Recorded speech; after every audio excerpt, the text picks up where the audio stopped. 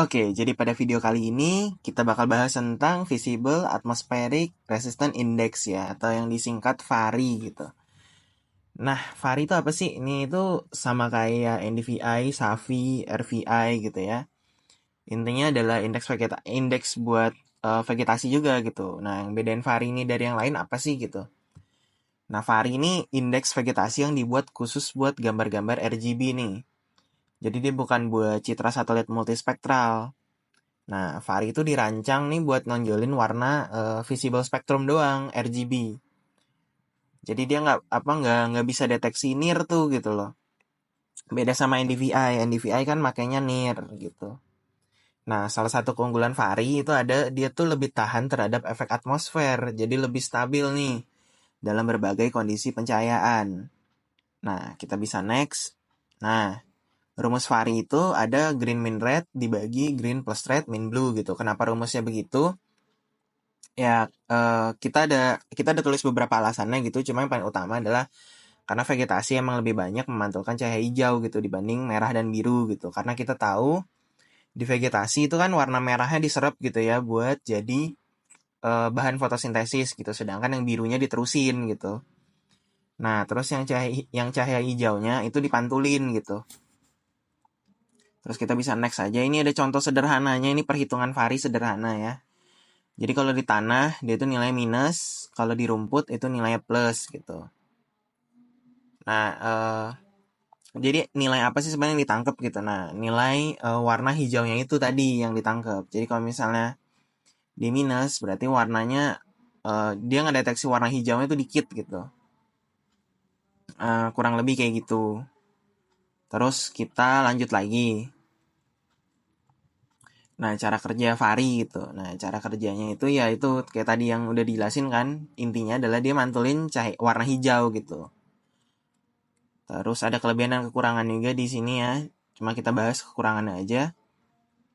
Nah, kekurangan vari ini apa? Nah, dia tuh kurang akurat karena dia nggak pakai yang namanya NIR. Nah, di modul kali ini kita bakal bahas tentang penerapan vari buat deteksi kelapa sawit. Kenapa vari cocok nih buat kelapa sawit? Nah, karena daun sawit memantulkan banyak cahaya hijau, jadi mudah dideteksi. Nah, terus kita langsung masuk aja ke prakteknya ya di Google Earth Engine gitu. Nah, semisal kalian belum punya akunnya bisa langsung daftar di earthengine.google.com gitu ya. Nah, habis daftar, kalian tinggal add asetnya aja. Di sini kita prakteknya itu di Kumai ya. Nah, kalau kalian mau deteksi sawit pakai vari, kalian harus punya batas sawitnya dulu nih. Karena apa? Karena ya vari ini cuma bisa bedain dia sehat apa nggak sehat aja. Jadi dia cuma bisa bedain yang sehatnya kurang, yang kurang sehat mana, yang sehat mana, yang sangat sehat mana gitu. Jadi dia bukannya bedain nih mana rumah mana, nggak gitu deh. Dia nggak bisa bedain vegetasi gitu. Dia nggak bisa bedain mana pohon pisang, mana pohon palem, mana pohon sawit gitu, mana pohon duren gitu, nggak bisa. Nah, dia cuma bisa bedain seberapa sehatnya aja gitu sebuah tanaman. Nah, terus kita bisa lanjut. Nah, biasa vari ini dipakai buat deteksi objek dari foto udara sebenarnya. Jadi eh, banyak orang yang ngolah sawit pakai algoritma vari ini, tapi dia pakai data foto udara gitu. Nah, tapi di praktek kali ini kita bakal coba pakai citra satelit gitu. Di sini kita pakai Sentinel. Nah, di sini nanti data buat batasnya sama kode-kodenya bakal kita kasih.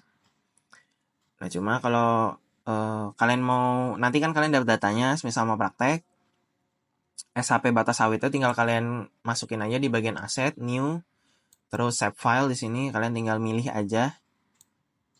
Terus filenya dibikin zip ya. Jadi ini yang DBF, PRJ, SHX ini dan lain-lain, ini dibikin satu folder terus di zip, diupload aja. Nanti kan bakal muncul loadingnya gitu ya. Nanti kalau loadingnya udah kelar, kalian tinggal klik refresh aja. Terus tinggal kalian add nanti si Kumainya ini gitu. Tinggal kalian import. Nanti kalian tinggal tunggu loadingnya kelar. Nah, terus kalau udah ya udah muncul di sini kan.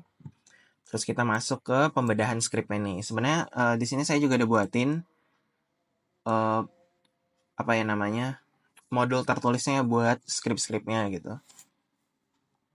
Di sini kita langsung lihat aja.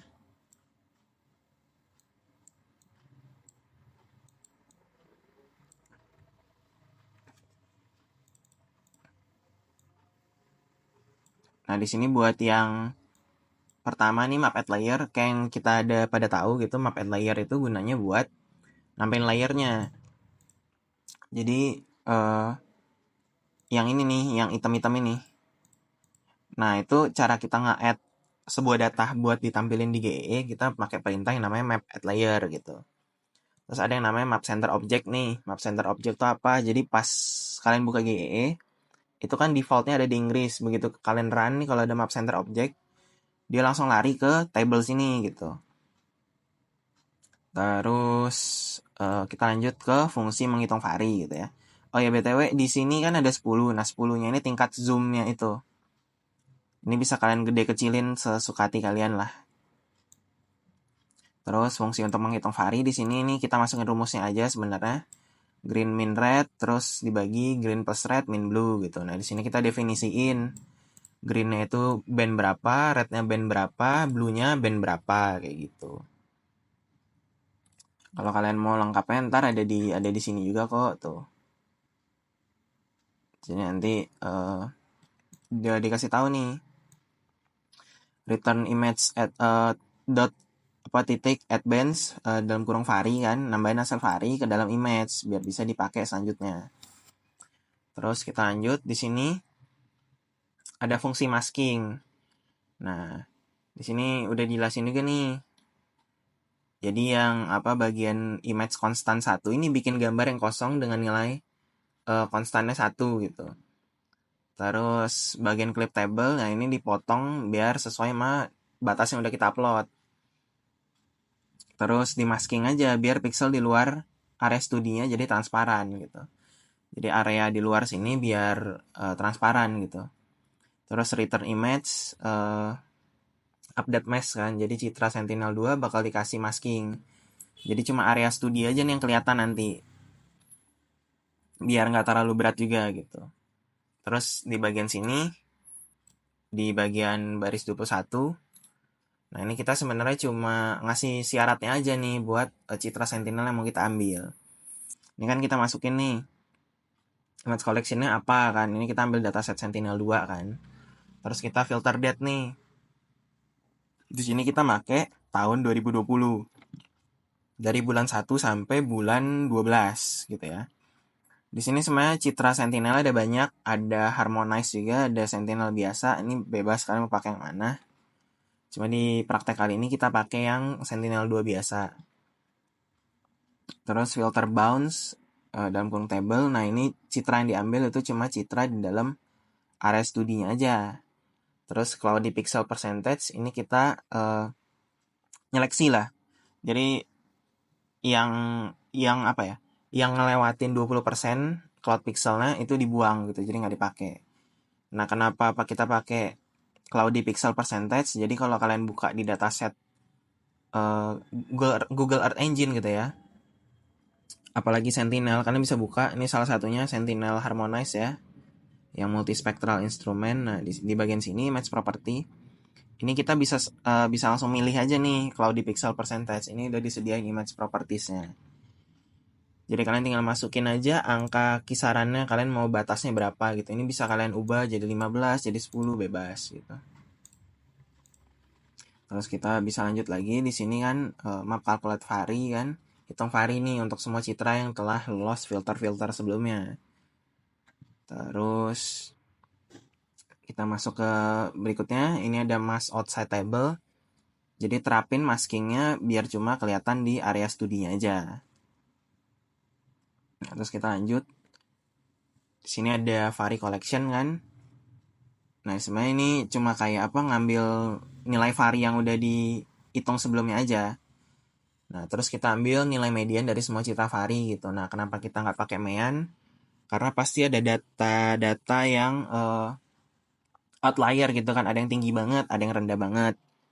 Karena kan belum tentu tiap hari itu maksudnya belum tentu tiap saat itu ada citra yang memenuhi syarat tersebut gitu. Jadi nilainya bakal banyak banget kalau kita mean, nanti takutnya dia cenderung misal ternyata outliernya lebih tinggi gitu, nilainya lebih tinggi gitu. Nah itu cenderung meannya ditarik ke atas kan gitu. Tapi di sini kita pakai median karena kalau kita jajar-jajarin median buat Fahri itu jauh lebih bagus gitu loh. Karena dia ngambil nilai tengahnya gitu. Kalau kita pakai mean kan perhitungannya bisa jadi cenderung ke atas, bisa jadi cenderung ke bawah banget kayak gitu. Kayak gitu. Terus kita lanjut. Di sini berikutnya tuh cuma visualisasiin Fahri aja. Ini sebenarnya nggak gitu urgent gitu karena kita bakal proses berikutnya di ArcGIS gitu ya, ngubah ini jadi SAP. Jadi pewarnaan di sini ya udah buat visualisasi, buat kita ngelihat aja. Terus map add layer, jadi kita nge-add hasil varinya gitu. Terus ini kita buat legenda. Nah, legenda yang ada di pojok kiri bawah sini, ini kita buat legenda sederhana aja gitu. Terus kita lanjut lagi. Nah, di bagian sini, di bagian buat legenda, itu udah dijelasin juga ada di modul ya, modul tutor. Legenda ini nggak begitu urgent banget karena kita proses data aja kan sebenarnya di GEE-nya. Kalau kalian mau lihat lengkapnya ada di sini gitu. Jadi ini kayak bikin baris, bikin kolom, bikin UI labelnya, bikin UI panelnya kayak gitu. Terus di baris 89 gitu itu ada fitur buat ekspor citra varinya, citra hasil vari ke Google Drive-nya gitu. Nah, sini kita tinggal milih aja nih apa yang mau diekspor, terus description-nya apa, foldernya apa, file name-nya apa. Tinggal kalian run kan, nanti kalau kalian udah run, ya udah tinggal kalian ekspor aja di bagian task ini. Terus nanti bakal masuk ke Google Drive kalian. Nah, kita ketemu lagi di part 2 video ini.